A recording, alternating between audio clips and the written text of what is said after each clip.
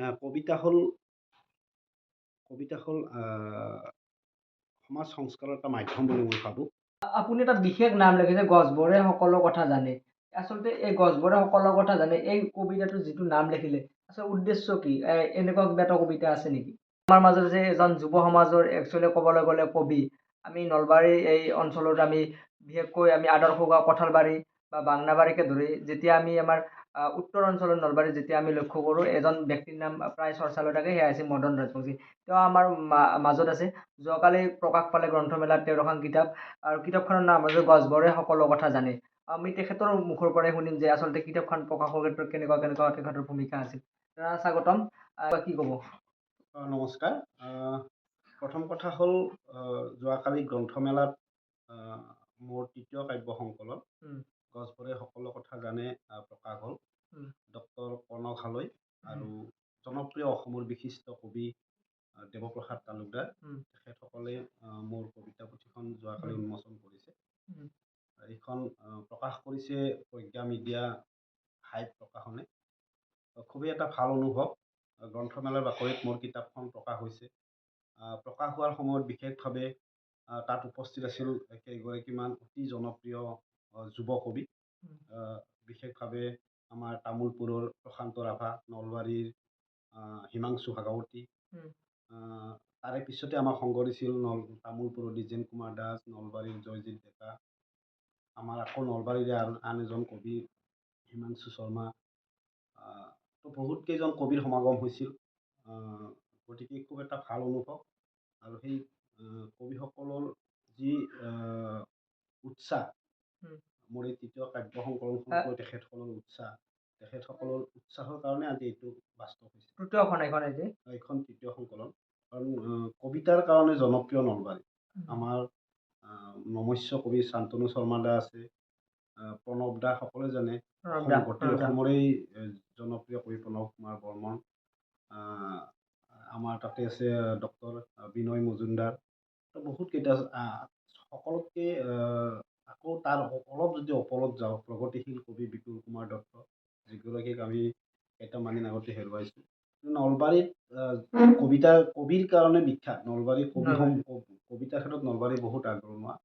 তো আমিও বহুদিন আগৰ পৰাই চৰ্চা কৰি আছোঁ। মোৰ প্ৰথম সংকলনখন 2010তে ওলাইছিল, দ্বিতীয় সংকলন 2011ত ওলাইছিল, তৃতীয় সংকলনখন অলপতে দেৰি হ'ল, প্ৰায় 13 বছৰ লাগিল।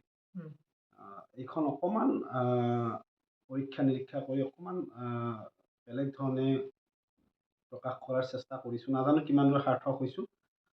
ভাবিছোঁ আমাৰ নলবাৰীত বহুত প্ৰতিভাৱান কবি আছে, জ্যেষ্ঠ কবি আছে, আমাৰ নমস্য কবি আছে। তেওঁসকলে যদি আমাক অকণমান আগবঢ়া দিয়ে, আমাক উৎসাহ দিয়ে, হয়তো আৰু আগবাঢ়ি যাব পাৰিম। আৰু বিভিন্ন পৰিকল্পনা আছে। প্ৰতিটো বিষয়ৰ ওপৰত অধ্যয়ন কৰি আছোঁ। চেষ্টা কৰিম আগলৈ কেনেকৈ আমাৰ নলবাৰীৰ আমাৰ গোটেই নলবাৰী কবি সমাজৰ মাজতে মোৰ বিনয় মজুমদাৰ কবি তেখেতসকলে কৈছিল যে নলবেৰীয়া যিটো আমাৰ ভাষা, উম, নলবেৰীয়া ভাষাৰ ওপৰত গোটেই নলবেৰীয়া কবিবোৰে, নলবাৰীৰ কবিবোৰে নলবেৰীয়া ভাষাত কবিতা লিখাৰ এটা প্ৰচেষ্টা হাতত লৈছে। উম, ইতিমধ্যে আমাৰ নলবাৰীৰ অন্য এগৰাকী কবি প্ৰাঞ্জল শৰ্মা, তেওঁ খুব ধুনীয়া নলবেৰীয়া কবিতা লিখি জনপ্ৰিয় হৈছে। বিনয় মজুমদাৰ তেখেতে লিখি আছে নলবেৰীয়া কবিতা। তো এনেকুৱা আমাৰ নৱজ্যোতি দাই লিখিছে, নৱজ্যোতি পাঠক। গোটেই চব মানুহে নলবেৰীয়া কবিতা লিখি আছে। গতিকে আমিও নলবেৰীয়া কবিতা লিখা এটা প্ৰক্ৰিয়া হাতত লৈছোঁ, যাতে এই নলবেৰীয়া ভাষাটো গোটেই অসম জুৰি বিয়পি যায় উম। আৰু কবিতাৰ মাধ্যমেৰে কেনেকৈ নলবেৰীয়া ভাষাটোক জীয়াই ৰাখিব পাৰি সেইটো চেষ্টাও আমাৰ আছে। গছবোৰে কথা কৈ যিখন আপোনাৰ গ্ৰন্থ উন্মোচন কৰিলে, ইয়াতে নলবেৰীয়া ঠাজতো লিখা হৈছে নেকি? নাই, মোৰ এইখনত অন্তৰ্ভুক্ত হোৱা নাই, কিন্তু মই লিখিছোঁ। আছে সেইবোৰ পিছলৈ প্ৰকাশ কৰাৰ ব্যৱস্থা কৰিম। এইখনত নলবেৰীয়া কবিতা সংলগ্ন হোৱা নাই, কিমান মান অন্তৰ্ভুক্ত হোৱা আগত নাই। এইখন লিখা ষ্টাৰ্ট কৰিছিলে? এইখনত 2007 চনৰ 2007 নহয়, 2017 চনমানৰ পৰা বা 2013-17 তেনেকুৱা চনৰ পৰা লিখা কবিতা ইয়াত অন্তৰ্ভুক্ত হৈছে। কিন্তু কবিতাখিনি মই পিছত প্ৰকাশ হৈছিল বিভিন্ন কাকতত, আলোচনীত। পিছত যেতিয়া সেইবিলাক আকৌ জুকিয়াই চাওঁ, দুই এটা শব্দ ইফাল সিফাল হৈছে। উম, প্ৰায় 2013 মানৰ পৰা ধাৰাবাহিকভাৱে লিখি থকা কিছুমান বাচকবনীয়া কবিতা ইয়াত অন্তৰ্ভুক্ত কৰিছোঁ। কিমান কপি বৰ্তমান সমাজলৈ উলিয়াই দিয়া হৈছে? ইতিমধ্যে ৩০০ কপি প্ৰিণ্ট হৈছে। প্ৰজ্ঞা মিডিয়া হাইপ গ্ৰন্থমেলাত প্ৰৱেশ কৰিয়ে দ্বিতীয় শাৰী দ্বিতীয় ৰটোৰ মানে লেফ্ট ছাইডে সোমাই গ'লে ৫০ নম্বৰ ষ্টল প্ৰজ্ঞা মিডিয়া হাইপ তাত এভেইলেবল আছে, সকলোৱে পাব। তাৰোপৰি পথাৰ প্ৰকাশ, বৰ্ণ প্ৰকাশ এইবোৰতো মোৰ এই সংকলনখন উপলব্ধ হৈ আছে বৰ্তমান যদি বজাৰত ক'বলৈ গ'লে যদি বিচাৰিব লগা হয় কেনেকুৱা ঠাইত এই কিতাপখন আমি পোৱা যাম?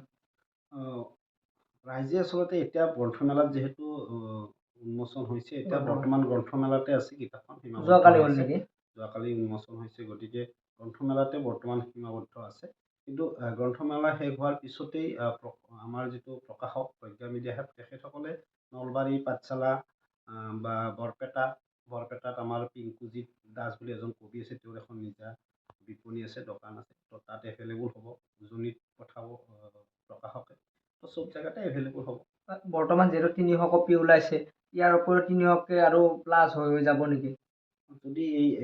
যদি অসমৰ কবি সমাজে, অসমৰ পঢ়ুৱৈ সমাজে, অসমৰ কবিতা প্ৰেমী ৰাইজে যদি কিতাপখন আঁকোৱালি লয়, তো তেতিয়াহ'লে এই ফাৰ্ষ্ট প্ৰিণ্টটো শেষ হ'লে হয়তো পিছত আকৌ ছেকেণ্ড এডিশ্যন উলিয়াব লগা হ'ব। ইয়াতে কিমানমান কবিতা আছে? এটা ৩৩টা কবিতা আছে। তাৰে আপোনাৰ প্ৰিয় কবিতাটো যদি ২ লাইন কৈ দিয়ে? মোৰ কবিতাটো গোটেইকেইটাই প্ৰিয় কাৰণে মই কবিতাকেইটা ইয়াত অন্তৰ্ভুক্ত কৰিছোঁ। ইয়াত কেইবাটাও কবিতা আছে মোৰ প্ৰিয় কবিতা, কিন্তু কথা হ'ল মই একেবাৰে চুটি কবিতা এটা গাই দিছোঁ ইয়াতে। মাছৰ নাচ বুলি কবিতা আছে। পানীৰ পৰা পাৰলৈ জঁপিয়াই চটফটাই থকা মাছটো ধৰিব খোজোতেই মাছটোৱে ক'লে, না মোক নধৰিবা, মই চটফটাই থকা নাই, স্ফূৰ্তিত নাচিছোঁহে, যি নাচ পাৰত থাকিও মানুহে নাচিব নাজানে। ধন্যবাদ। এইটো মোৰ একেবাৰে চুটি কবিতা এটা। আপুনি এটা বিশেষ নাম লিখিছে, গছবোৰে সকলো কথা জানে। আচলতে এই গছবোৰে সকলো কথা জানে, এই কবিতাটোৰ যিটো নাম লিখিলে আচলতে উদ্দেশ্য কি? এনেকুৱা কিবা এটা কবিতা আছে নেকি? আচলতে আমি প্ৰতিদিনেই সংগ্ৰাম কৰি জীয়াই আছোঁ। মানুহৰ জীৱনটো সংগ্ৰামেৰে পৰিপূৰ্ণ। প্ৰতিটো দিনেই প্ৰতিটো মুহূৰ্তই আমি সংগ্ৰাম কৰি জীয়াই আছোঁ। আৰু এই যে জীয়াই আছোঁ, আমি ইজনে সিজনক জানো অথচ নাজানো, ইজনে সিজনৰ কথা সকলো বুজি পাওঁ অথচ নুবুজোঁ, ইজনে সিজনৰ বিপদ আপদ সকলো দেখি থাকোঁ, সকলো আমাৰ সন্মুখত ঘটি থাকে, কিন্তু কোনোবা মুহূৰ্তত এনে লাগে যেন আমি সেই মানুহজনক নাজানোৱে, অথচ মোৰ চিনাকি, অথচ মোৰ ঘৰৰ ওচৰত। তো এই ইমান বিভিন্ন ঘটনা ঘটি আছে, আমি কোনোবাই ভাল কৰিছে, কোনোবাই বেয়া কৰিছে, কোনোবাই ভ্ৰষ্টাচাৰ কৰিছে, কোনোবাই ধৰ্ষিতা হৈছে, ক'ৰবাত নদী খান্দি মাটি লৈ গৈছে, বিভিন্ন প্ৰকৃতিৰ ওপৰত অত্যাচাৰ হৈছে, মানুহৰ ওপৰত অত্যাচাৰ হৈছে, ধনীয়ে দুখীয়া শোষণ কৰিছে, অথচ আমি ভাবি থাকোঁ যে মই ভাল কাম কৰি আছোঁ, মই যে বেয়া কাম কৰিছোঁ কোনো নাজানে। কিন্তু মই ভাবোঁ প্ৰকৃতিয়ে চব কথা জানে। তো সেই যিহেতু গছ প্ৰকৃতিৰ মূল উপাদান, তো সেইকাৰণে মই ভাবিছোঁ যে সকলো কথা গছবোৰে জানে, আৰু এই কবিতাটো ইয়াত অন্তৰ্ভুক্ত হৈছে। তো মোৰ খুব প্ৰিয় কবিতা। গতিকে মই ভাবোঁ যেনেকৈ জুবিন দাই কৈছিল যে গছ ৰুব লাগে, গছেই মানুহক জীয়াই থকাৰ প্ৰেৰণা দিয়ে। তো তেখেতে কৈছিল মই মানে ইউক্লিপটাছ গছৰ দৰে ওখ হ'ব খোজোঁ। তো ঠিক তেনেকুৱা, যিহেতু গছবোৰে আমি যিবোৰ নাজানো গছে মই ভাবোঁ সকলো জানে। আমি যিমান যাক লুকাই কৰিলেও প্ৰকৃতিৰ সকলো জানে, আৰু সেইকাৰণে প্ৰকৃতিয়ে এদিন নহয় এদিন সকলোকে তাৰ ফলাফল দিয়ে। এটা বিশেষ কথা সুধো আপোনাক, যিহেতু কবিতা বা আপুনি গছৰ লগত বিশেষকৈ জড়িত হৈ থাকে। আমি সকলোৱে নাহৰৰ পুলি লৈ আছোঁ জুবিন গাৰ্গক শ্ৰদ্ধা কৰি পেলাই, কিন্তু সিদিনা কিন্তু যাদৱ পায়েঙৰ যিখন অৰণ্য সেইখন কিন্তু কোনোবা দুৰ্বৃত্তই জ্বলাই দিলে। আচলতে এই প্ৰকৃতি বা কবি সমাজক, বা আপুনি এজন যিহেতু যুৱচামৰ কবি বা গছক লৈ যিহেতু আপোনাৰ কিতাপখন, আচলতে এইটো কিমান উচিত বুলি ভাবে, কি ক'ব? এইটো উচিত বুলি কোৱাটো প্ৰশ্নই নাই। এইটো মই ভাবোঁ, মই আপোনালোকৰ জৰিয়তে বৰ্তমান চৰকাৰখনক বা ঊৰ্ধ্বতম কৰ্তৃপক্ষক মই আবেদন জনাম, ইয়াৰ ওপৰত এটা তদন্ত হ'ব লাগে। কাৰণ যাদৱ পায়েং সকলোৱে জানে, তেওঁ আজিৰ তাৰিখত পৃথিৱীৰ বিখ্যাত ব্যক্তি, যিগৰাকী মানে নিজৰ মানুহে, যিগৰাকী ব্যক্তি নিজৰ ধন খৰচ কৰি, নিজৰ একাগ্ৰতাৰে, নিজৰ শ্ৰম দান কৰি তেওঁ মানুহৰ কাৰণে, দেশৰ কাৰণে, সমাজৰ কাৰণে গছ ৰোপণ কৰিছে আৰু এই মানুহক জীয়াই থকাৰ এটা মানে প্ৰেৰণা দিছে, কেনেকৈ গছ ৰুইও মানুহে জীয়াই থাকিব পাৰি। তো তেনেকুৱা এজন ব্যক্তি নিস্বাৰ্থভাৱে যি সমাজৰ হকে, দেশৰ হকে, প্ৰকৃতিৰ হকে সেৱা কৰি আছে আৰু সেই মানুহজনৰ অৰণ্য এখন যেতিয়া জ্বলাই দিছে, সেইটো আচলতে অতি মৰ্মান্তিক, অতি ডাঙৰ অপৰাধ আৰু আমাৰ কাৰণে মৰ্মান্তিক। মই ভাবোঁ তেনেকুৱা বিষয়ৰ বিপৰীতে চৰকাৰে এটা তদন্ত চলাব লাগে আৰু সেই ব্যক্তিসকলক উচিত শাস্তি দিব লাগে। আৰু আমি যাদৱ পায়েঙৰ লগত আছোঁ। আমি তেখেতে যি গছ ৰোৱা আন্দোলন আৰম্ভ কৰিছিল, আজিৰ তাৰিখত অসমৰ প্ৰায় মানুহে গছ ৰোৱা এটা আন্দোলন গঢ়ি উঠিছে। চৰকাৰেও এই ক্ষেত্ৰত বিশেষ পদক্ষেপ লৈছে। আনকি আজিকালি দেখা পাওঁ ব্যক্তি বিশেষে মই নিজেও এটা গছ ৰোৱাৰ এটা পৰিকল্পনা কৰিছোঁ। ইতিমধ্যে মই কেইবাডালো গছ ৰুইছোঁ। গতিকে মই ভাবোঁ প্ৰত্যেকেই গছ ৰুব লাগে আৰু গছ অকল ৰুলেই নহয়, গছটো ৰোৱাৰ লগতে যতন ল'ব লাগে। গছটো ৰুই থ'লেই নহয়, গছটো ৰুই তাক গছৰ পৰা বৃক্ষলৈ ৰূপান্তৰিত কৰিব লাগে। তেতিয়াহে আচলতে আমাৰ গছ ৰোৱা যিটো লক্ষ্য, সেইটো সফল হয়। আৰু এই ক্ষেত্ৰত যিহেতু যাদৱ পায়েঙৰ কথাটো আহিছে, মই আবেদন জনাম, সকলো মানুহকে আবেদন জনাম, সকলোৱে ওলাই আহক, গৰিহণা দিয়ক আৰু চৰকাৰৰ ওচৰত দাবী জনাওক। মই আপোনালোকৰ মাধ্যমেৰে দাবী জনাইছোঁ, ইয়াৰ এটা উচিত তদন্ত কৰি সেই যিসকলে এই কামটো কৰিছে, অপৰাধীসকল, তেওঁলোকক উচিত শাস্তি দিব লাগে। সমাজখন কেনেকৈ নিকা কৰিব পাৰে? আচলতে আপুনি এজন যুৱ চামৰ কবি, কি ক'ব?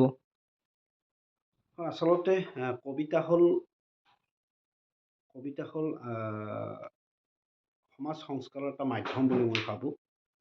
মনৰ ভিতৰত থকা বিভিন্ন চিন্তা, বিভিন্ন উৎকণ্ঠা, বিভিন্ন ক্ষোভ, দাবী কবিতাৰ মাধ্যমেৰে মানুহৰ মাজলৈ লৈ যাব পাৰি। গতিকে মই ভাবোঁ ইয়াতে এটা জাবৰ বুলি কবিতা আছে মোৰ সংকলনখনত। তো সেইটো এটা প্ৰতিবাদ, মোৰ সমাজ সংস্কাৰৰ এটা বা আমাৰ ৰাজনৈতিক যিবোৰ ব্যৱস্থা আছে, সেই ব্যৱস্থাবোৰ সংস্কাৰ কৰাৰ এটা প্ৰতিবাদী কবিতা। তো ভাবোঁ কবিতাৰে যুগ ৰাছিয়াত কবিতাৰে গোটেই সাহিত্যৰ মাধ্যমেৰে, কবিতাৰ মাধ্যমেৰে গোটেই এটা সময়ত মানে আন্দোলন গঢ়ি উঠিছিল। গতিকে আমি ভাবোঁ কবিতাৰে সমাজ সংস্কাৰৰ কৰা যথেষ্ট থল আছে, কিন্তু সকলো কবিয়ে একেলগে ওলাই আহিব লাগিব, সকলো সাহিত্য লেখকে ওলাই আহিব লাগিব আৰু আমি সমাজখনক এটা গতি দিয়াৰ ক্ষেত্ৰত, আমাৰ দেশখনক আগবঢ়াই লৈ যোৱাৰ ক্ষেত্ৰত যুৱ চামক আমি আকৰ্ষণ কৰিব পাৰিব লাগিব। মানুহৰ হৃদয়ত সোমোৱা কবিতা লিখিব পাৰিব লাগিব। আমি সেয়ে চেষ্টা কৰি আছোঁ। আমি কবিতাবোৰ যেতিয়া কবিতা লিখোঁতেই যিমান পাৰি সহজ সৰলভাৱে মানুহে যাতে কবিতাবোৰ পঢ়ি বুজি পায়, কবিতাটো নিজৰ জীৱনৰ লগত ৰিজাব পাৰে, নিজৰ দৈনন্দিন ঘটি থকা ঘটনাবোৰৰ সৈতে কবিতাটোৰ সৈতে একাত্ম হ'ব পাৰে। তো তেনেকুৱা ধৰণে কবিতাবোৰ লিখাৰ চেষ্টা কৰোঁ। মই ভাবোঁ যদি ৰাইজে, পাঠকে যিকোনো সাহিত্য অধ্যয়ন কৰি বুজি তেনে চিন্তাৰে আগবাঢ়ে, নিশ্চয় সমাজ সলনি হ'ব পাৰে।